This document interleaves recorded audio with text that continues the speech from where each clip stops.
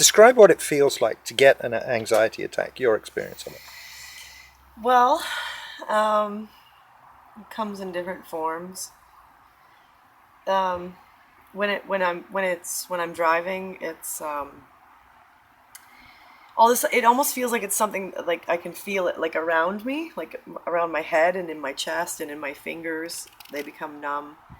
I can't breathe. It sounds like that. You know that sound when you put your hands over your ears and Yeah. everything sounds really like far away almost. When people talk to me, I can't form a sentence properly. Like I can, but my brain's rushing too fast for me to finish a sentence like how I'm speaking now. And I kind of get tunnel vision, so I feel like I'm gonna pass out. And you literally feel like you're that it's very primal, like you're very everything is like it's hard to explain, but you feel like you're gonna die. You feel like you're gonna pass out, or something's gonna go wrong. Definitely, you think you're gonna die for sure. Okay, now tell me, when you tell other people about it, what do you feel that their response to that is? It depends on who it is. There are some people that have experienced it, or they know somebody who has had it before, and there are some people that are very sympathetic to it. They totally understand, and they're right there with you, like because it's not only just driving for me; it's going on stage, which is something I've done for a decade, and I think that's part of the like. It's such a personal thing. You feel like you're the only one. You feel like you're crazy. You feel like how could I have done this for the last 10 years, but yet all of a sudden I can't do what I've done, but yet you can still do it, and it's weird. So you start to explain it to some people, and some people are like, well, I don't understand what you're talking about. Like, just go do your job. Like, get over it. Whatever you're going through, just go do it. And then there are other people. Well, thank God that I've made the reputation for myself that I did at work that no one else could like. They've known me, so they know that I'm not like high or drunk or whatever, and I'm not lying. I'm not. This isn't for attention. It's not for anything. But they've known me, so they believe me. A and B, they say to me, "Hey, listen, if you need help, that's okay." Like, I'll have some girls that'll come and help me, like, and they're the ones that usually have known someone or they've experienced it themselves, and they just know that you just kind of need someone there. So what I do is if I'm working with someone who I feel has half a heart at least, and they get it or they've known me for a while, and I just kind of say to them, hey, look, I'm feeling this way, and I need you to come and sit like just close to my stage while I'm dancing. And they do. And over time, I mean, like when it first began last January for the second time around that I've had it in my life, I needed them to stay for the whole show, and I wouldn't even get out of it, the panic attack, until sometimes like 7-8 hours. It would make me go to the bathroom 3, 4, 20 times a day, just to the point where I wanted to leave. I wanted to hide. I didn't want to go to work anymore. Now, when you started to tell people about it, and you realized that they were aware of it and maybe not as judgmental as you'd thought, it changed a bit, right? It did. It relieved it. There was a few things that relieved it. That was one of them.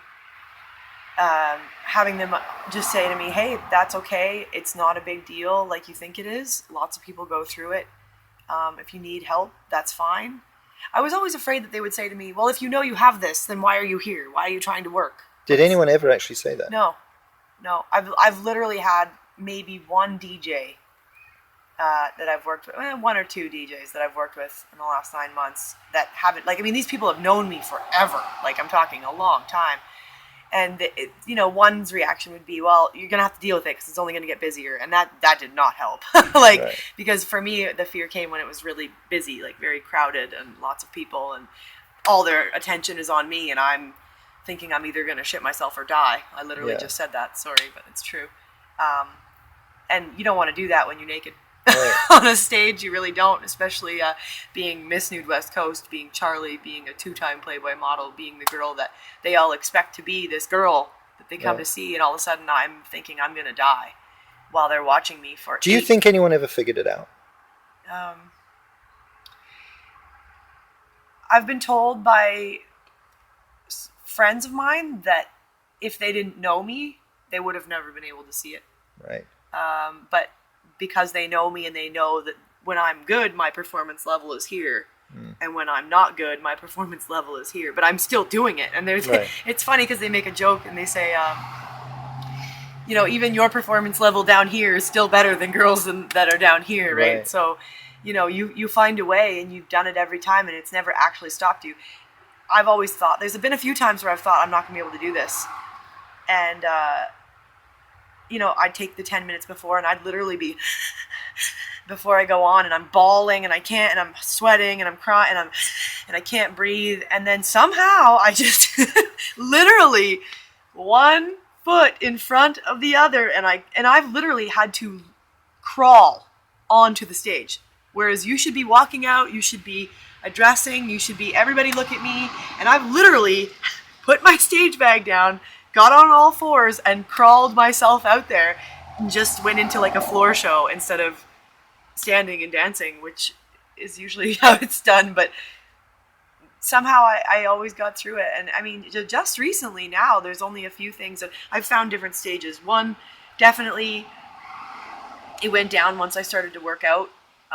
But then, of course, you become obsessed with that, so that tires you out real quick. So it's a balance, right? 2, realizing that you're not the only one. 3, understanding that you are making it bigger than it actually is. And not to be rude, because like I know how big it feels when you're in it, because it feels like it's everything. You feel like people can see it, that you're the worst, that you're gonna die, that everybody knows that you're crazy, that there's nothing like that. They're gonna might as well lock you up and put you in the rubber room, and so they can't see that, which is great because if they did, I would have been put away a while ago. Another thing is, and this just recently dawned on me, and I don't know why, but it's like you almost have these epiphanies and you go through cycles when you're in it. Because before, with the driving, that's how I got through it the first time, was realizing that it isn't going to hurt me as much as it feels like it's going to, and it feels like I'm going to die. I'm not going to die. And it's just a really, really uncomfortable feeling. And you think you're going to die, or you think you're going to pass out or have a heart attack or shit yourself or something, and you don't.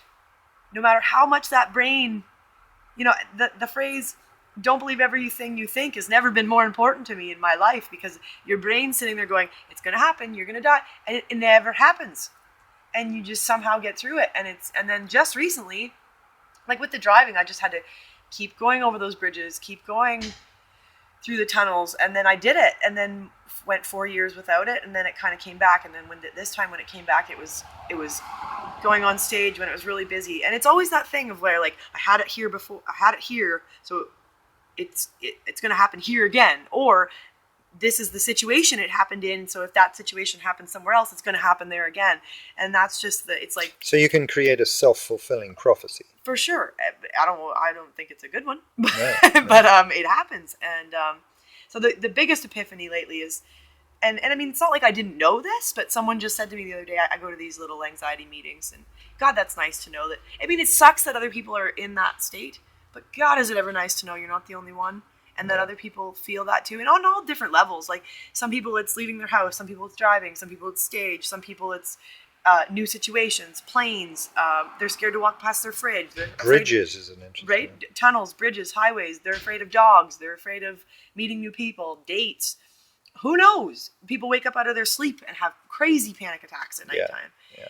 You wake up in the morning and you think, oh God, here we go, I'm in this body, great. Like, so I've gone through all these different, it's been, at first they were like 9.7s, I'm going to die. And then they kind of came down to like, once I started to do the eating properly and working out more and a little bit of yoga and a little bit of meditation. And that's the thing, you're trying to attack it from 15 different levels. I've literally talked to other girls who are like, do you spend like 4 hours on the internet just trying to find a solution? And I'm like, yeah, you go through like how to, and like even to the point where you are so desperate. I'll never forget, I saw this one video, and it was this man explaining how he gets over a panic attack. When he feels it coming on, he takes in a deep breath, and he holds, and he says he tightens every muscle in his body for like 30 seconds. And you are literally 20 seconds from passing out because you've constricted your body so tight. And he's like, and that's how you get over a panic attack. And I'm like, are you crazy? Like, you are gonna pass out if you do that, So there's harebrained solutions. There's I personally don't want to be on medication because they gave them to me when I was 18, and I just think that was foolish because that's just teenage angst in itself. You don't need to give medication unless it's a serious problem, but that's none of my business because this is my path. But the most prevalent thing lately that someone said to me the other day was, stop fighting it. Stop, don't be in a battle with it. As soon as you realize that it isn't going to actually hurt you, and you've done it so many times, and you've gotten through it, but there's a certain point where it's not enough proof for you. Like, your brain's still saying, doesn't matter, even though you've done it 1,000 times, it's not gonna happen, you're gonna die. And then finally you get to this point where you have done it enough times, and you do realize it didn't kill you, or you didn't shut yourself, or you didn't die, or whatever you think your brain is telling you. And then someone said to me the other day, just stop fighting it. Just let it be. Know that you have it. Understand that you have it. And just know that, just say to yourself, there's that feeling. I know that feeling. And that's okay. I'm okay with having it. Just, come on in. So this is acceptance, isn't it? Yeah. It took 9 months to get there. And I'm literally talking to you. This is my third day. I went to work Friday night and Saturday night. And let me see. There was probably about 300 people on Friday night and about 400 last night. And I think Friday night was the only night, my second show, I had about 30 seconds of it. And it was just that initial walking on. And when I felt it, and I said to myself, that's okay. I know it's there. I know that feeling. It's been there before. And I've gotten through it, and I'll do it. And yeah, you sit with it, and you have all these eyes on you, and right? But somehow the last 3 days have been, I think I can do this. And I'm heading into a really big shift here. I'm going up to Fort St. John, where they pay me a lot of money to be this girl, to be this fancy Charlie feature, woohoo, right? And I was thinking about it 3 weeks ago. I was so oh God, I got to go to Fort St. John. I haven't been there in 7 months. Oh my God. Am I going to make it? Am I going to be on the toilet all day? What am I going to do? Sorry for my rudeness, but that's literally the thoughts that were going through my head. And then today is the day. I leave tonight at 9. And there's not that thing. Right. There's not that thing. I don't feel it. You're obviously moving past it. I think the expression that sometimes helps is acceptance is the true path to peace. Now, you know who said that? No. It was Tuvok in Star Trek Voyager.